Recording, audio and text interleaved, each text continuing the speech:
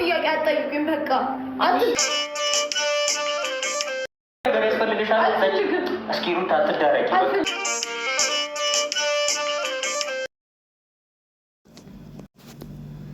ሰላም ሰላም፣ ውድና የተከበራችሁ የቻናሌ ቤተሰቦች እንደምን አላችሁ? ከኔ ጋር ሁሉ ሰላም ነው። ለዚህ ቻናል አዲስ የሆናችሁ ላይክ፣ ሸር፣ ሰብስክራይብ እያደረጋችሁ ቻናሌን ተቀላቀሉ። ሀሳብ አስተያየት ካላችሁ ኮሜንት ላይ አስቀምጡልኝ። እንግዲህ ሩታ ሐኪም ቤት ገብታለች። እንደምታዩት በሐኪም ቤት አልጋ ላይ ግሊኮስ ተሰክቶላት ነው የምትገኘው ማለት ነው። አቤልና አንድ ደግሞ ሌላ ጓደኛቸው ነበረ። ደጋግሞ ጥያቄ ሲጠይቋት ምንም አይነት ነገር እንዲጠይቋት አልፈለገችም። ደጋግማችሁ ከጠየቃችሁኝ እናንተ ራሳችሁ ካጠገቤ መሄድ ትችላላችሁ፣ እኔ ብቻዬን አይደለሁም ስትል ነበረ። ነገር ግን ከነሱ ውጪ አጠገቧ ማንም አልነበረም ማለት ነው። እና ምንድነው ያው እንደሚታወቀው ሩታ ነብሰ ጡር ናት። በዚህ ሰዓት ደግሞ ብዙ ነገር ያስፈልጋታል። እርግዝና በራሱ የሚያመጣቸው ብዙ የሆርሞን መለዋወጥ አሉ። ያ ማለት ነጭናጫ ሊያደርጋችሁ ይችላል። ምግብ አይስማማችሁም። በቃ ትንሹም ትልቁም ነገር በቃ ነገር ሊላችሁ ይችላል። ምክንያቱም ያው ሆርሞናችሁ የሚያመጣው ነገር ስለሆነ ብዙ ሰዎች ያውቁታል ብዬ አስባለሁ። አይደለም ሴቶች፣ ወንዶች ራሱ ይሄን ነገር ይገባቸዋል ብዬ አስባለሁ። አንዳንድ ናቸው ግን የማይገባቸው አሉ ብዙ ሰዎች ማለት ነው። እና ምን ልላችሁ ፈልጌ ነው፣ በዚህ ሰዓት አብርሽ ከጎኗ መሆን ነበረበት። አውቃለሁ አልፈልግህም ሂድልኝ ምናምን ብላ ባረዋለች። ቢሆንም ግን ቢያንስ ፊት ለፊቷ እንኳን ቆሞ እሷ ባታየውም እንኳን በር ላይ ቆሞ የእሷን ደህንነት ሊከታተል ግዴታው ነበረ። ምክንያቱም ልጁ ነዋ። መውለድ እኮ ማለት መውለድ ስለቻለ ብቻ አይደለም። መውለድ በነገራችን ላይ ብቃት አይደለም። ይሄ የፈጣሪ ስጦታ ነው። ልጅ ማለት ነው፣ ዘር የእግዚአብሔር ስጦታ ነው እንጂ አባትነት የሚያስብላችሁ ልጃችሁን ተንከባክባችሁ አሳድጋችሁ ለቁም ነገር ስታበቁ ልጃችሁን ያሳደጋችሁበት መንገድ ነው አባትነት ሊያስብላችሁ የሚችለው እንጂ ልጅ ስለወለዳችሁ አይደለም። መውለድማ ምንድነው ይወልዳል ይባላል አይደለ? ስለዚህ እናትየዋን ተንከባከባችሁ ማለት ልጃችሁን ተንከባከባችሁ ማለት ነው። ምክንያቱም አንድ ሕፃን ልጅ በእናቱ ማህፀን እስካለ ድረስ እሷ የምትበላውን ይበላል፣ እሷ ስትደሰት ይደሰታል፣ እሷ ስትጨነቅ ደግሞ ጫናው እሱ ላይም ነው። ገብታችኋል? የእሷ እንቅስቃሴ በሙሉ ነው እሱ የሚያገኘው። እሷ የምትበላውን ነገር ነው የሚያገኘው። ስለዚህ እሷን መንከባከብ፣ ልጁ መንከባከብ ነው። እቺ ልጅ በዚህ ሰዓት ብቻዋን ያለችው። በዛ ላይ ደግሞ ብዙ ደስ የማይል ላይፍ ነው እያሳለፈች ያለችው። ያ ጭንቀት ልጁን በጣም ይጎዳዋል። ታውቃላችሁ፣ ጭንቀት ልጅን እስከ ማስወረድ ድረስ ይደርሳል፣ ለማታውቁ ሰዎች ማለት ነው። እና አንድ ሴት ነብሰ ጡር እያለች በጣም ደስተኛ መሆን ያለባት፣ ምንም አይነት ነገር ሊያስጨንቃት አይገባም። ቢያንስ አንተ እንኳን እቤት እንኳን ሆናችሁ እንኳን ይሄ ሁሉ ነገር ተጨምሮባት ኖርማል እርግዝና ነው የሚያመጣው ነገር አለ። ያው እንዳልኳችሁ ሆርሞን ሲቀያየር ነጭናጫ ያደርጋችኋል። የምግብ ፍላጎት አንዳንዴ ይከፍትላችኋል፣ አንዳንዴ ደግሞ ሊያስጠላችሁ ይችላል። ብዙ ነገር አለ ብቻ እርግዝናን ተከትለው የሚመጡ ነገሮች እና አንተ ከመሬት ተነስታ እንኳን ብትነጫነጭብህ ሌላ ነገር ብትልህ አይተህ እንዳላየችልህ ማሳለፍ ስትችል፣ አንተ ግን እሷ ያለችበት ሁኔታ አልበቃ ብሏት ሌላ ችግር ነው የሆንክባት፣ ሌላ ችግር ማለት ነው። እና ለዚህ መታመሟ ተጠያቂ አንተ ነህ። ለዚህ ለሁሉ ነገር በቃ ለተከሰተባት ነገር በሙሉ ተጠያቂው አንተ መሆን አለብህ። ምክንያቱም እንዳልኳችሁ ነው፣ አባት ከሆንክ የልጅህ ጤንነት ሊያሳስብህ ይገባል። በዛ ላይ ደግሞ ልጅህን ከወደድክ እናትየዋን መውደድ አለብህ። አልፈልግም ምናምን ብለሃለች፣ አሁን እናውቃለን። ነገር ግን ቢያንስ በዚህ በጭንቀት ጊዜዋ ከተገባ መሆን ነበረብህ። አልፈልግም ሂድልኝ ራሱ ብትልህ በዚህ ልክ ከነመፈጠሯ ረስተህ አንተ ከሌሎች ሴት ጋር ቪዲዮ እየሰራህ ነው። ዛሬም ቡታጅራም ነበርክ ማለት ነው። እና ይሄ ነገር በፍጹም ልክ ሊሆን አይችልም። ምክንያቱም ካጠገቧ መሆን አለብህ።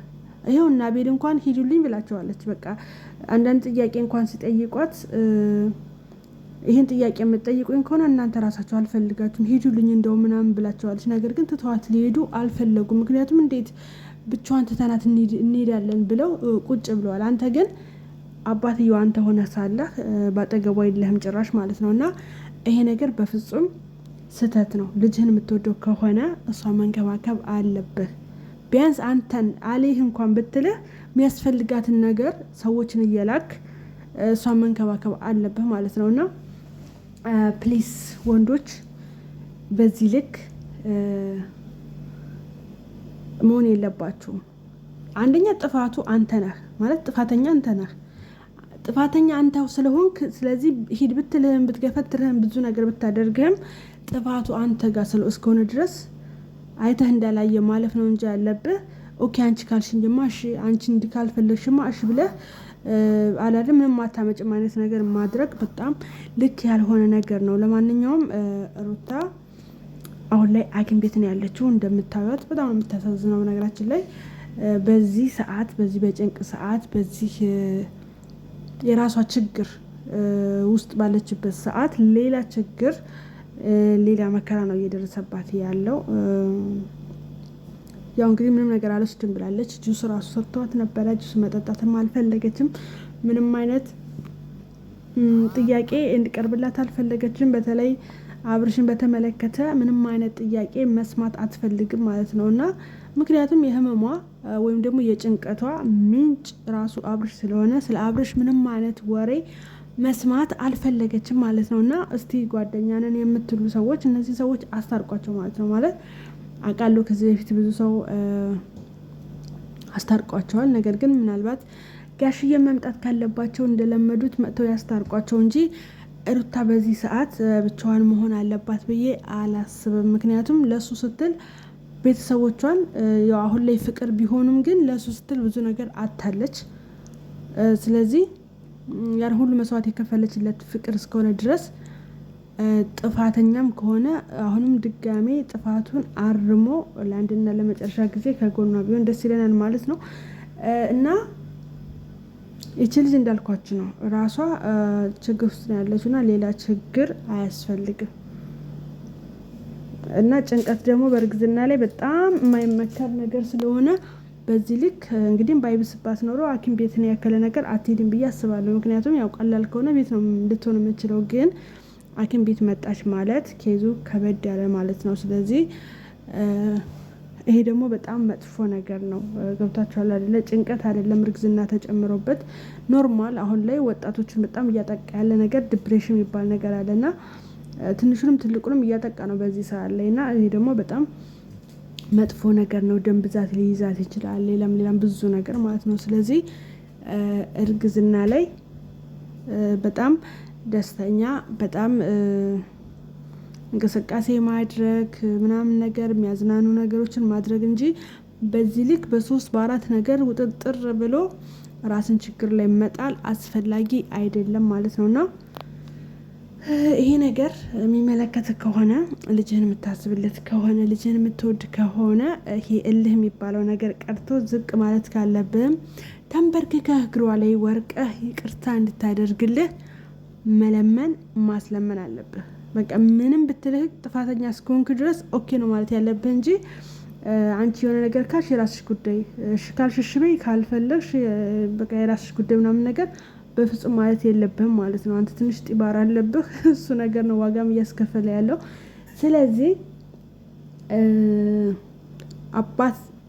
አባት ከሆንክ ደግሞ ያው የልጅህ ጤንነት የሚያሳስብ ከሆነ ጤንነቱ ደግሞ ካሁን ጀምሮ ነው ጤነኛ መሆን ያለበት። ስለዚህ በአሁን ላይ ያልተንከባከብከው ልጅ ነገ ጥሩ ላይሆን ይችላል ማለት ነው። እና ለማንኛውም ሩታዬ ፈጣሪ ማርሽ እንደሚሻለሽ ተስፋ እናደርጋለን። በዚህ ልክ ግን ራስሽን አትጉጂ። ምክንያቱም ነገ ምናልባት ልጁን ሲያይ ልቡ ሊራራ ይችላል፣ ወደ ራሱ ሊመለስ ይችላል።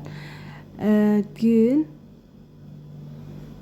አላቅም ማለት ከባድ ነው አይደለ? ስንት ነገር የተዋችሁለት ቤተሰባችሁን የተዋችሁለት ከሰው አፍ ራሱ በቃ የራሱ ጉዳይ የእሱ ጅብ ብላይም ብላችሁ እሱን ብላችሁ ብዙ ነገር አታችሁ በዚህ ሰዓት በዚህ በጭንቅ ሰዓት አጠገባችሁ ያ ሰው ሳይቆም ቀረ ማለት በጣም የሚከፋ ነገር ነው ማለት ነው በጣም። እና ግን ይሄ ነገር ይስተካከላል ብዬ አስባለሁ። ግን ጓደኛ ግን የትሄዱ ጓደኞቹ አብሮቸው ሲያጨበጭቡ የነበሩ ጓደኛ ቢያንስ ማስታረቅ አለባችሁ እንዴ? ሰርግ ዱባይ ሲባል ማለት ነው ያ ሁሉ አጃቢ ምናምን ለምን አታስታርቁም? እነ ጽጌ እነ ዳኒ ሌላም ብዙ እነ ማቲ ዱባይ ማለት ነው ያኔ መድረክ መሪ ሆነ አስጨብጭበህ የዳርክ ሁላ ማለት ነው። ለምንድነው ሲጣሉ ማታስታርቁ? ይሄ ግዴታችሁ እኮ ናችሁ። ሚዜ ተብዮቹ ምናምን እነ ሜሪ ማለት ነው።